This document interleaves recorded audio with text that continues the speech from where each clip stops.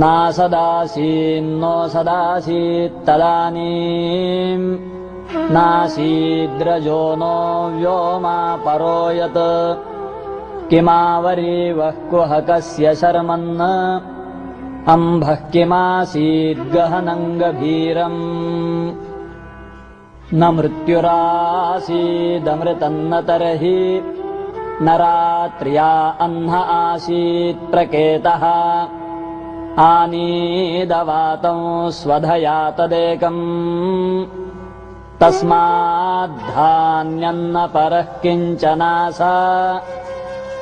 Nor ought nor not existed. Your bright sky was not, nor heaven's broad oop outstretched above. What covered all? What sheltered? What concealed? Was it the water's fathomless abyss? Darkness there was, and all at first was veiled in gloom profound, an ocean without light. The germ that still lay covered in the husk burst forth, one nature from the fervent heat. This hymn is from Rig Veda. This clearly talks about the creation of the universe and probably refers to the Big Bang, as it says the seed burst forth in fervent heat. We find countless references to astronomical objects in the hymns of Veda. For example, listen to this one. The stars fixed high in heaven and shining brightly by night. Oh, say, where have they gone by daytime? And this one. Indra disclosed the waters and again has let loose to flow the 7 rivers. Here the 7 rivers refers to the 7 colors of the sunlight or in a rainbow. These 7 colors are also 7 steeds of the sun. Constellations pass away like thieves together, with their wheels before the all-beholding sun. 7 bay steeds to thy car wire thee, O thou far-seeing one. The 2 world hubs do not equal a single wing of mine. Have I not drunk Soma? Soma here is solar radiation. This is a reference to the 2 halves of the atmosphere, or equivalently the round earth. The Hindus formed lunar asterisms as early as 1528 BC, the beginning of Tetra Yuga. They divided the sky into 27 constellations of 13° 20' each.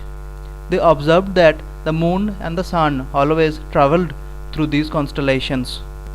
There are countless such examples in Vedas and other ancient manuscripts that point to the rich knowledge of our ancient scholars in the field of astronomy. Let us now look how these thousands of years old hymns and slokas can throw open a new horizon. Something that was predicted long ago is being scientifically proved now. Rig Veda mentioned Jupiter's effect on human beings and the progress of living beings that it brings. Only in the last century, Jupiter's effect on Earth was discovered. By concentrating and contemplating a few particular hymns or texts in the Vedas and other epics like Mahabharata, the astronomers can come up with unthought of solutions to present-day problems. Scientists are researching on string theory, which is thought to be the missing link in discovering theory of everything, on which Einstein had laid his hands on. But wait and notice this. Sharpata Brahmana, which is an appendix to Yajurveda, states, the sun strings these worlds, the earth, the planets, the atmosphere, to itself on a thread. Hence, by studying the ancient scripts with the freedom to interpret them suitably in different contexts, we can stumble upon a new concept which might solve a present-day problem.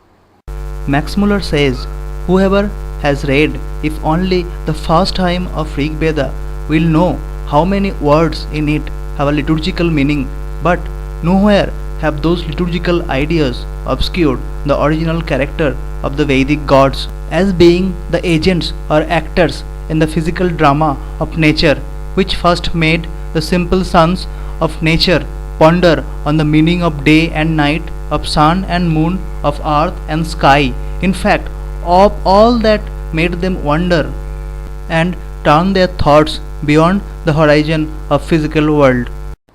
Ancient scholars regarded astronomy as closely related to societies, as all social and religious rituals were determined by the position of the stars and the planets. Hence, we find important and insightful concepts embedded in simplistic descriptions. We get the message that our pursuit to go beyond the confines of the Mother Earth, our search for alternate life forms in other faraway planets, should be linked to the human needs and not far away from public cognizance. The ancient Hindu seers, even without effective instruments, were able to fathom the mysteries of the universe, which was quite ahead of their times. What we find is that the intuition they developed by meditation cannot be discarded as unscientific. Finally, by studying thousands of hymns of the Veda, we might pick up implicit clues that would make us think in a different way and take us close to the solutions of our modern quest, like searching a Earth-like planet and traveling beyond the solar system. The questions that naturally arise: why learn or know astronomy? Here is why. Astronomy has impacts in every other sphere of life. Sun and moon cause tides and eclipses. Solar flare cause aurora and affect radio transmission. The constellations are used for navigation. The phase of moon fixes the date of Easter Sunday. Radiation from the sun powers our atmosphere and weather. Earth's spin gives us day and night, and axial tilt gives us seasons. A study suggests that students have lot of incorrect ideas about the solar system. Klein studied second graders' idea about night and day and found that some believed the sun hides at night. Astronomy is an exciting subject to learn.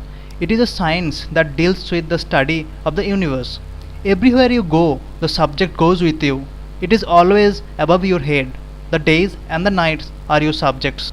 Astronomy aided in the invention of infrared technology, high definition imaging system, laser sensors, DVDs, digital cameras, and nearly all electronic equipments that are more or less related to better and more enhanced image. Many people still believe in superstition relating to celestial events like solar eclipse, appearance of a comet, bringing bad omen. Basic knowledge of astronomy is prerequisite for eradication of false beliefs. Prowess and age in astronomic progress is a matter of national pride. Cold War between US and USSR are well known. Developing countries like China and ours are trying to secure a foothold in the world arena. So, how to popularize modern as well as Vedic astronomy among Indian students and children? Here are some ways. Bringing portable planetariums to the remote part of the country can help in disseminating basic knowledge about astronomy and eradicating superstition. Shows conducted in primary schools is another option. Groups like Khagal Mandal, Khagal Vishwa, which essentially started as amateur stargazers, has gone long way to become popular forums for enthusiasts. Let's take their help to popularize the night sky. Creating interest groups in schools under the guidance of teachers will not only popularize astronomy among the kids but also draw their parents. This will be a good way to disseminate knowledge about ancient Hindu astronomy. Computer games based on astronomy, like say avoiding an asteroid crash on Earth, will be another way to popularize it among children. Presently kids know more about gun models, weapon systems, latest car models due to games. Well, finally, let's make some animated feature films with characters like the giant constellations. For example, the Great Bear. Thank you.